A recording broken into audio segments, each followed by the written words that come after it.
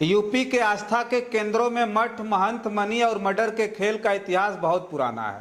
ताकत और पैसे पर वर्चस्व की लड़ाई ने यहाँ अक्सर खूनी रूप अख्तियार किया है, जिसे लेकर उत्तर प्रदेश के पूर्व मुख्यमंत्री का एक बयान सूबे में सियासी घमासान ला दिया है। सत्ता पोषित सामंती गुंडों के संरक्षण से शुरू हुआ विवाद अब मठाधीश और माफिया तक पहुंच गया है। आज इस खास रिपोर्ट में हम मठ, मंदिर, महंत, मनी और मर्डर मिस्ट्री को विस्तार रूप से आपके बीच में चर्चा करके बताएंगे।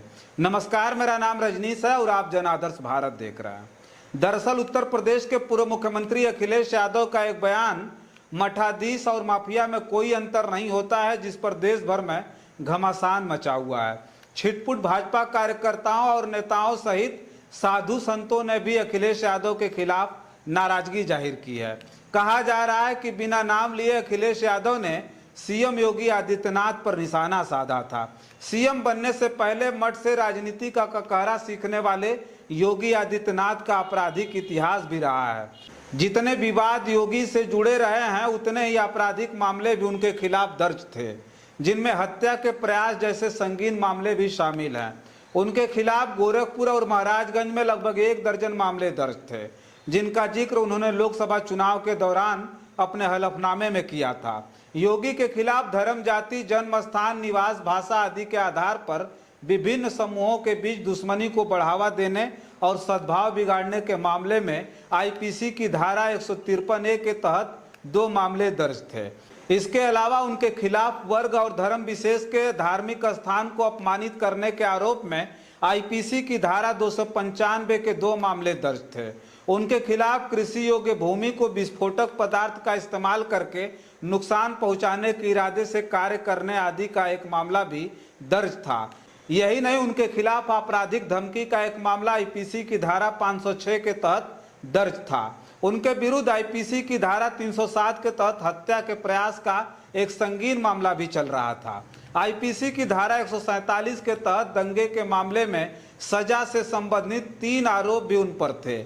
आईपीसी की खंड 148 के तहत उन पर घातक हथियारों से लैस दंगों से संबंधित होने के 2 आरोप भी दर्ज हैं। उनके खिलाफ आईपीसी की धारा 297 के तहत कब्रिस्तान में जबरन घुसने के 2 मामले थे। आईपीसी की धारा 336 के तहत उन पर दूसरों के व्यक्तिगत सुरक्षा और जीवन को खतरे में डालने से संबंधित एक मामला दर्ज था, जबकि आईपीसी के धारा 149 का एक मामला उनके खिलाफ चल रहा था। आईपीसी की धारा 504 के तहत उन पर जानबूझकर शांति का उल्लंघन करने का एक आरोप दर्ज था। इसके अलावा आईपीसी के खंड 427 का एक मामला भी उनके खिलाफ दर्ज था। ये सभी मामले लोकसभा चुनाव 2024 में दिए गए उनके हलफनामे में दर्ज हैं। हालांकि कहा जाता है कि योगी आदित्यनाथ सीएम बनने के बाद अपने ऊपर दर्ज सभी मुकदमों को वापस करा लिया है। योगी आदित्यनाथ को गोरखपुर दंगों के दौरान गिरफ्तार किया गया था। दंगों के दौरान एक युवक के मारे जाने के बाद बिना प्रशासन की अनुमति के योगी आदित्यनाथ ने शहर के मध्य श्रद्धांजलि सभा आयोजित की थी और कानून का उल्लंघन किया था। इसके बाद उन्होंने अपने हजारों समर्थकों के साथ गिरफ्तारी दी थी। उस वक्त योगी आदित्यनाथ को सीआरपीसी की धारा 151A, 146, 147, 279, 506 के तहत जेल भेजा गया था। इसी दौरान उनके संगठन हिंदू युवा वाहिनी के सदस्यों ने मुंबई गोरखपुर गोदान एक्सप्रेस के कुछ डब्बों में आग लगा दी थी, जिसमें कई यात्री बाल बाल बच गए थे। उनकी वजह से पूर्वी उत्तर प्रदेश के 6 जिलों और 3 मंडलों में भी अराजक फैल गए थे।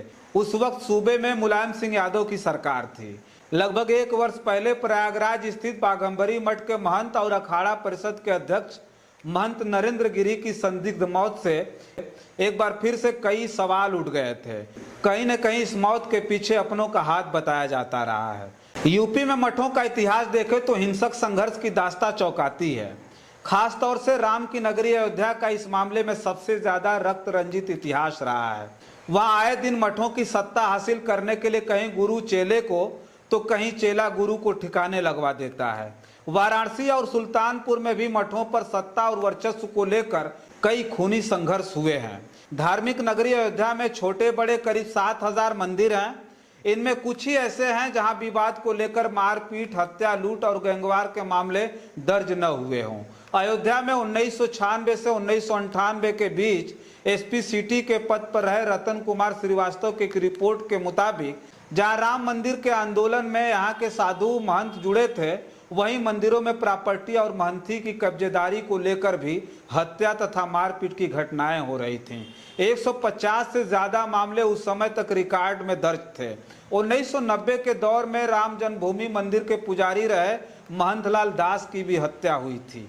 मामले के पीछे प्रॉपर्टी का विवाद सामने आया था। राम की नगरी में अधिसंख्य मंदिरों में बिहार के बाबाओं का कब्जा बना हुआ है। इन मंदिरों में चेला के तौर पर भर्ती के समय उनका पिछला रिकॉर्ड और रहने का पता आदि का कोई वेरिफिकेशन नहीं करवाया जाता था। ऐसे में अपराधी तत्वों के लिए मंदिर सबसे सुरक्षित बसेरा बन जाता है। मणिराम छावनी का मठ सबसे बड़ा माना जाता है। राम जन्मभूमि तीर्थ क्षेत्र के अध्यक्ष नृत्य गोपाल दास इस मठ के महंत हैं। इसके गंगा राम जानकी मंदिर में अगस्त 2014 में महंत विजय रामदास की हत्या कर दी गई थी। इस सिलसिले में मंदिर का वित्तीय कार्य देखने वाले दुर्गेश तिवारी से उनका मतभेद चल रहा था। वह विवाद ही हत्या का कारण बना था।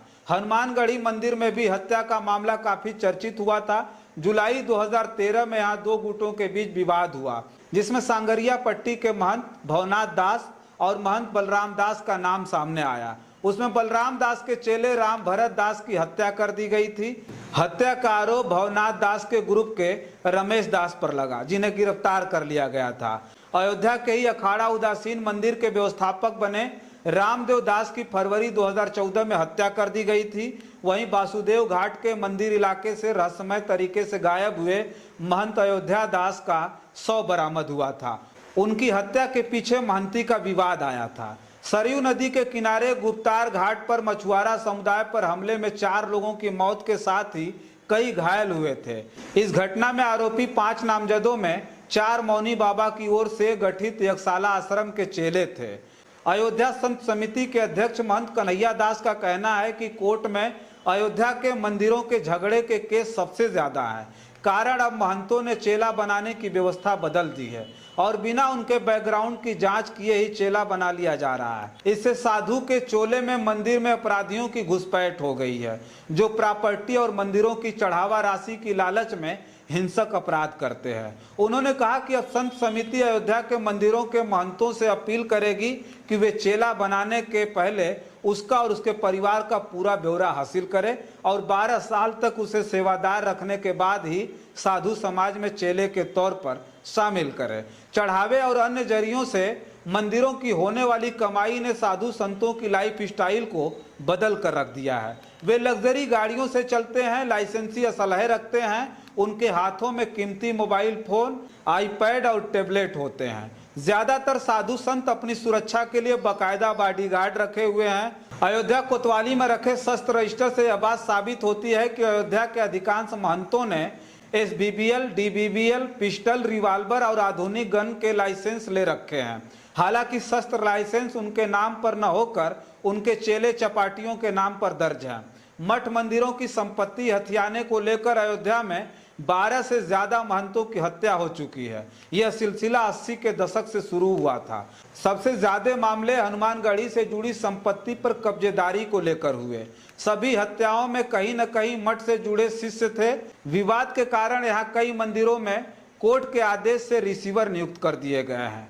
1982 से हनुमानगढ़ी में ताबड़तोड़ महंतों के ऊपर जानलेवा हमले होने लगे। 1984 में बसंतिया पट्टी के महंत सुखकरण दास की हत्या कर लाश हनुमानगढ़ी परिसर स्थित कुएं में फेंक दी गई थी। इस हत्या में मठ के उपेंद्र दास समेत कई लोगों को अभियुक्त बनाया गया था।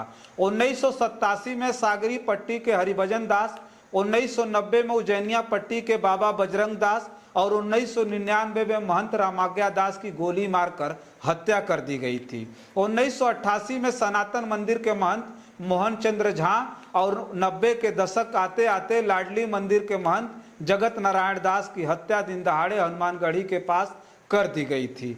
1996 में शुक्ल मंदिर के महंत रामशंकर दास की दिन दहाड़े हत्या कर दी गई थी। उनका विवाद काफी समय से मंदिर पर कब्जे को लेकर चल रहा था।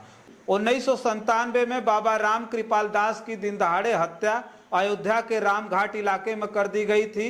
इस हत्या में मंदिर पर कब्जे का विवाद सामने आया था। मई 2000 में महंत जगदीश दास की गोली मारकर हत्या कर दी गई थी।